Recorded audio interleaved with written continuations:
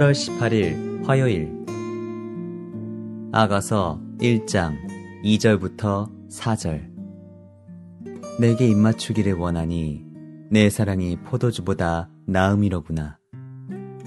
내 기름이 향기로워 아름답고 내 이름이 쏟은 향기름 같으므로 처녀들이 너를 사랑하는구나. 왕이 나를 그의 방으로 이끌어 들이시니 너는 나를 인도하라. 우리가 너를 따라 달려가리라.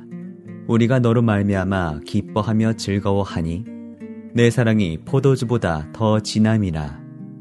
처녀들이 너를 사랑함이 마땅하니라. 성경 전체가 하나의 신성한 로맨스입니다. 이것은 성경이 매우 로맨틱한 책이라는 것을 의미합니다. 아가에 따르면 주님과 우리의 관계는 매우 로맨틱해야 합니다. 만일 우리와 주 예수님 사이에 로맨스가 없다면 우리는 로맨틱한 그리스도인이 아니라 종교적인 그리스도인입니다.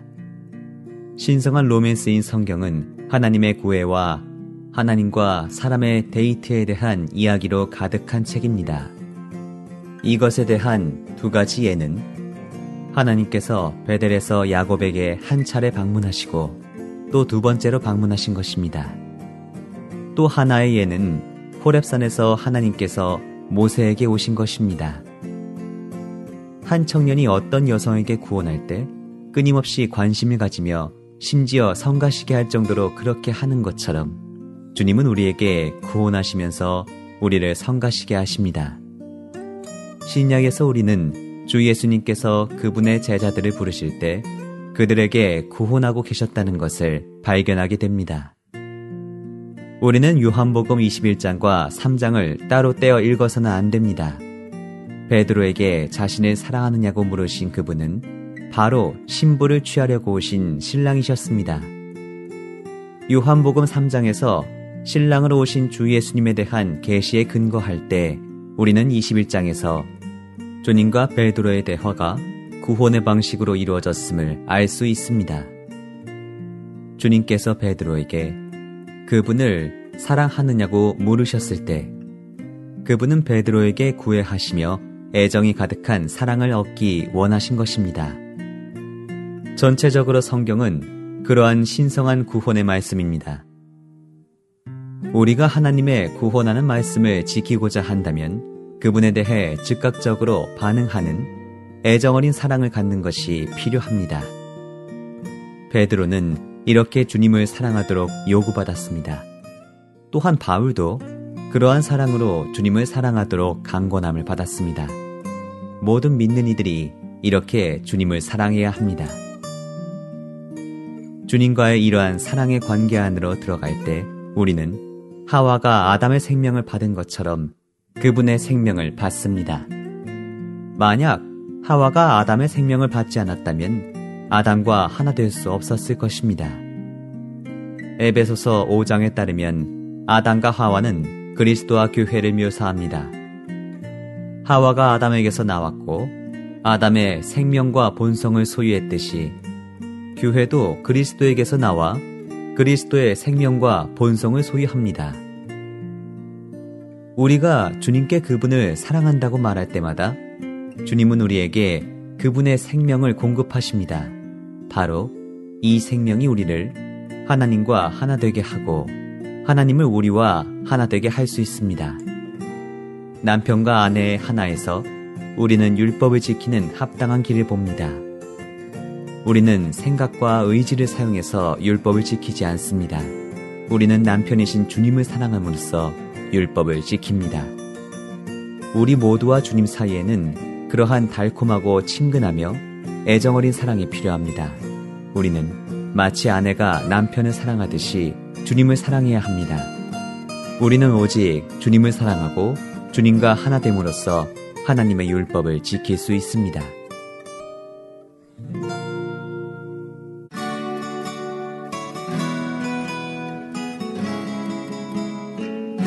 거짓말은 거두어 들일 수 없음. 한 농촌에 목사를 모함한 한 부인이 목사가 이전에 어떤 악한 일을 했었고 얼마 안 되어 그 소문은 여러 곳에 퍼졌다고 말했습니다. 반년 후 이 시골 부인이 병이 나서 죽을 지경에 이르자 양심이 발작하여 그녀의 친척에게 사실을 고백했습니다. 내가 이전에 말한 그 목사 일은 진짜가 아니라 내가 꾸며낸 것이었어.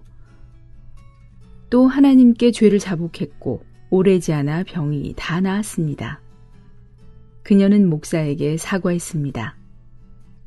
목사는 나는 당신을 용서하기 원합니다. 그렇지만 당신이 나를 대신해서 한 가지 일을 해야 하는데 원하십니까? 라고 말했습니다. 시골 부인은 한 가지가 아니라 10가지라도 좋습니다. 라고 말했습니다. 목사는 좋습니다.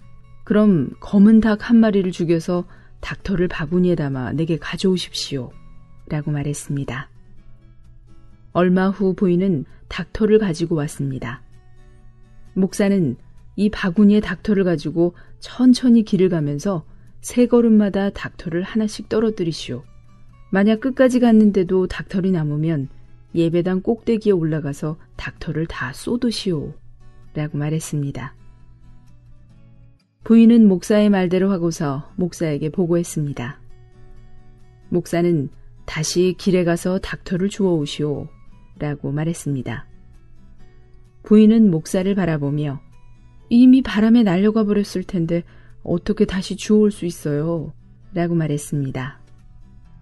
목사는 당신이 그날 나를 회방한 말은 당신의 입에서 나와 다른 사람의 귀에 들어갔습니다. 당신이 만든 말도 이 닭털과 같이 거두어 드릴 수 없습니다.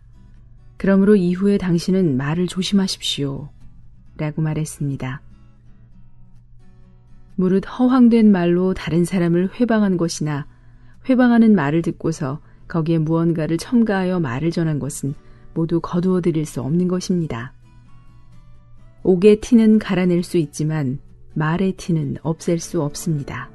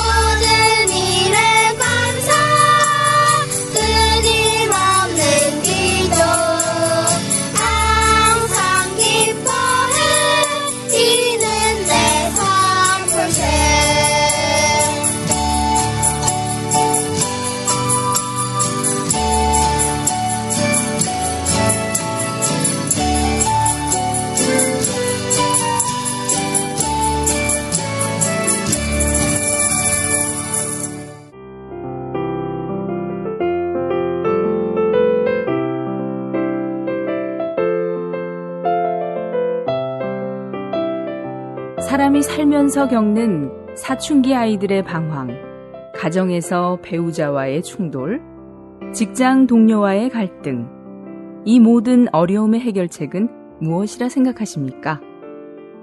이 모든 문제는 그들이 처한 환경에 있지 않고 그들 자신의 인성과 성격에 있습니다. 30가지 성격의 양성을 통해 아름다운 성격으로 조성되길 바랍니다. 성격 30가지 그 21번째 어려움을 견딤.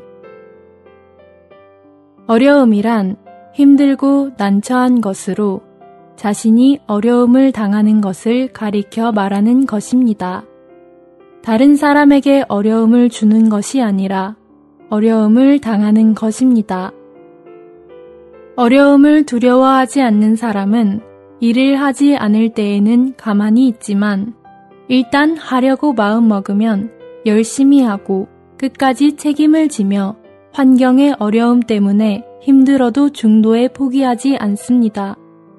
사람의 천성은 어려운 일은 피하고 쉬운 일을 하기를 좋아하며 어려움을 당하면 도망갈 생각부터 합니다.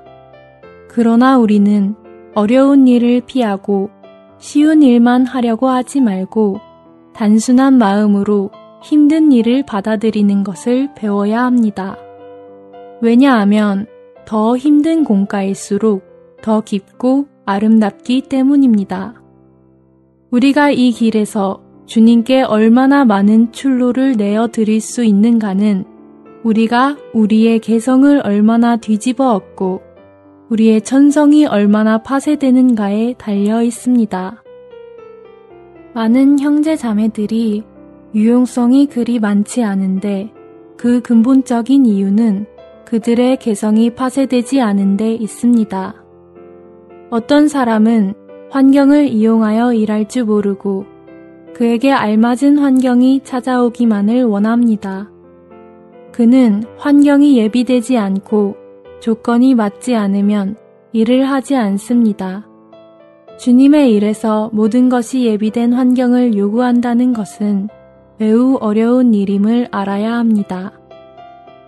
우리가 만일 환경을 의지하려는 개성을 뒤집어 엎지 않는다면 주님의 손 안에서의 우리의 용도는 딱 거기까지일 것입니다. 어려움을 견딤을 훈련함으로써 우리는 개성의 제한을 돌파하여 어떤 환경에서든지 일할 수 있게 됩니다.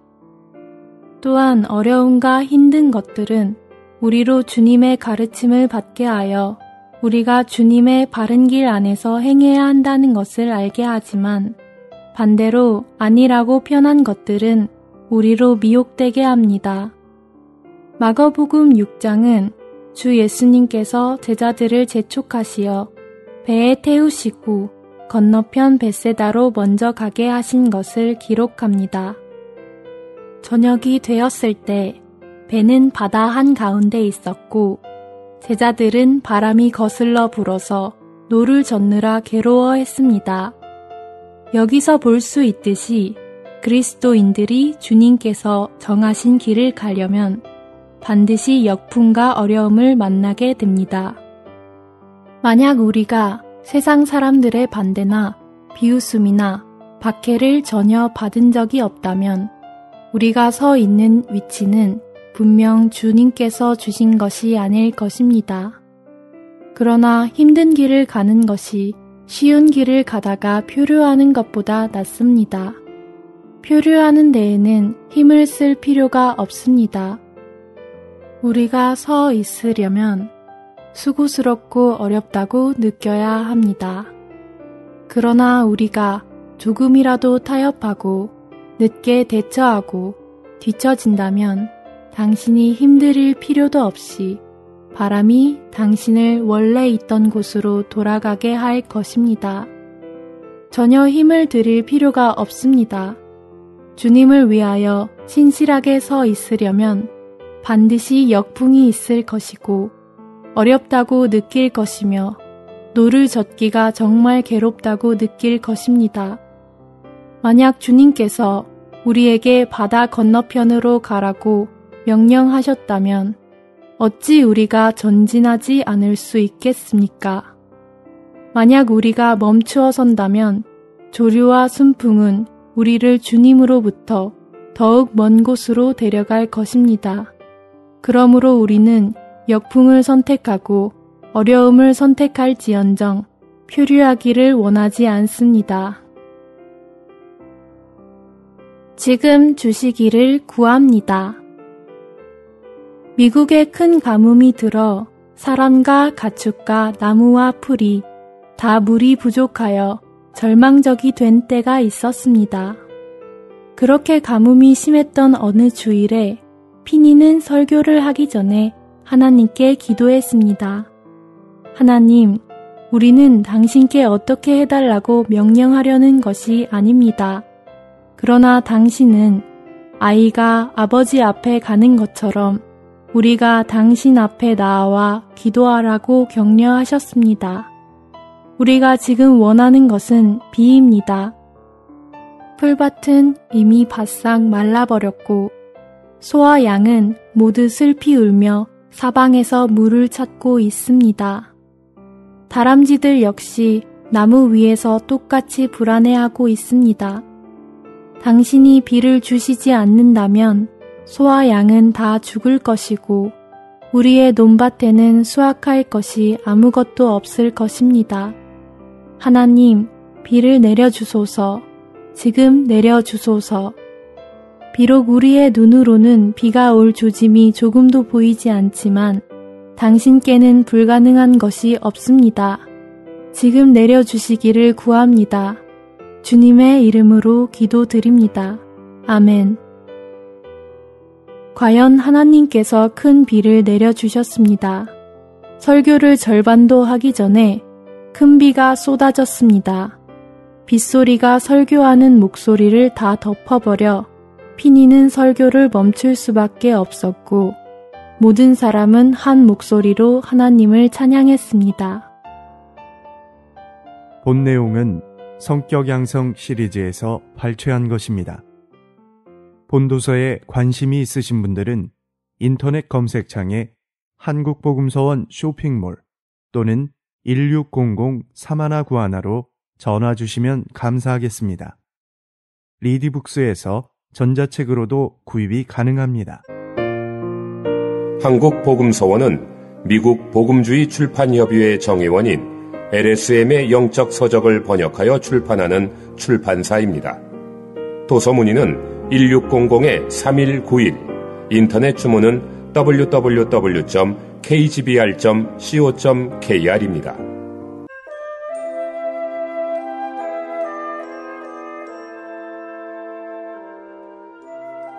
주님의 임재를 계속적으로 체험해야 합니다.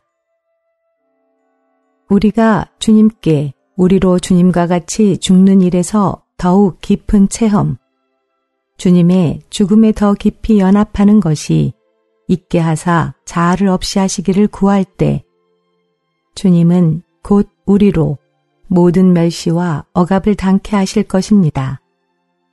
그때 우리는 괴롭다고 느끼지 말아야 합니다. 도리어 주를 찬미해야 합니다. 그것은 주님이 이러한 일들로 우리의 구한 바, 자아가 없는 것을 온전케 하시기 때문입니다. 판단하지 말라. 주님은 모든 믿는 이들이 이 말을 중시하며 실행하기를 원하십니다. 그리스도인이 마음속으로나 입으로 다른 사람을 판단한다면 그것은 적어도 자기의 연약함을 인정하는 것입니다. 말씀으로 감동된 사람만이 말씀을 전파할 수 있습니다. 그리스도에 의해 변화된 전도인은 사람을 그리스도께 인도하지 못할 것을 염려하지 않습니다. 주님을 사랑하는 모든 사람들은 마땅히 이것을 깨달아야 합니다. 세상 사람들이 나에게서 그리스도를 보지 못한다면 그 어디에서 사시고 참되신 주님을 만날 수 있겠습니까? 그리스도인은 그리스도를 대표하는 사람이므로 그리스도를 살아내야 합니다. 성령으로 충만한 그리스도인은 틀림없이 솟아남과 흘러남이 아주 활발할 것입니다. 참되게 주님을 믿는 사람들은 누가복음 7장의 3가지 증거, 겸손, 주를 경외함, 주에 대한 사랑이 가득함을 가져야 합니다. 성실히 성경을 상고하는 사람치고 주님을 믿지 않는 사람이 없을 것입니다. 은혜와 진리는 함께하며 어느 쪽도 부족함이 없습니다. 궤도를 벗어난 열심, 하나님 뜻 이외의 열심은 그것이 주님을 위한 것이든 사람을 위한 것이든 화가 되고 죄가 될 것입니다. 육체의 모든 안락은 내가 앞을 향하여 사모하며 빠르게 전진하여 영광스러운 집으로 돌아가는 데 있어서 장애물입니다. 학생이 스승보다 높을 수 없습니다. 주님이 고난을 당하셨는데 어찌 그분의 제자가 안위를 구할 수 있겠습니까? 우리는 안위를 구해서도 안 되고 고의로 고통을 자초해서도 안 됩니다. 원수의 흉악함을 두려워하지 말고 오직 자신의 터진 구멍을 두려워하십시오. 자신이 주를 위하여 얼마나 많은 것을 버렸는지를 생각하지 마십시오. 오히려 주님이 우리를 위하여 얼마나 많은 것을 버리셨는지, 우리가 지금껏 주를 위하여 버린 것이 무엇이며 또 얼마나 되는가를 생각하십시오. 영을 쫓아, 성령을 쫓아 행하라. 성령으로 행할지니 어떠한 고요함과 안식인지요. 내가 은밀히는 아무것도 말하지 아니하였거늘 주여, 당신께 속한 사람은 당신의 발자취를 따라 행하는 것이 마땅합니다. 무엇을 하든지 마땅히 마음에 주를 위하여라는 마음을 품는다면 이것이 우리의 기쁨이요 평안이 될 것입니다. 정결함을 좋아하고 주의 깊은 사람도 그릇을 사용할 때 매번 그릇을 먼저 깨끗하게 닦는데 하물며 주님은 어떠하시겠습니까? 성령의 효능 있는 임재는 자아를 완전히 십자가에 못 박을 수 있지만 우리에게 자유의지를 주셨습니다. 하나님은 우리로 오직 하나의 목표, 예수만을 갖게 하셨습니다. 한국복음서원은 미국 복음주의 출판협의회 정회원인 LSM의 영적 서적을 번역하여 출판하는 출판사입니다. 도서문의는 1600-3191, 인터넷 주문은 www.kgbr.co.kr입니다.